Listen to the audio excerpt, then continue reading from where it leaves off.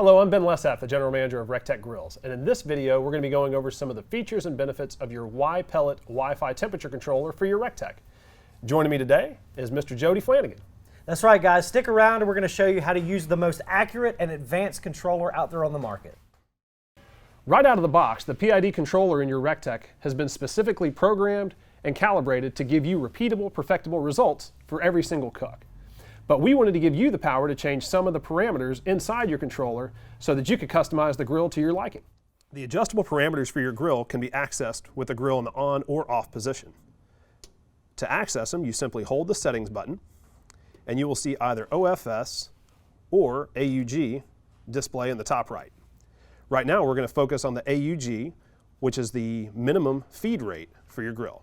The stock value is 65 and can go from either 30 to up to 250. The purpose of this setting is to give you the ability to customize the minimum amount of pellets that are allowed to feed into your fire pot. The stock value is 65. It can go as low as 30 and as high as 250.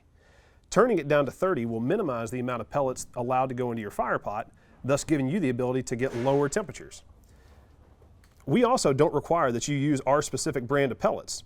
So if you're using somebody else's pellets that possibly don't burn very well, or if they've got some age on them, you may want to turn your minimum feed rate up as high as 100 or even higher to minimize the opportunity for a flame out.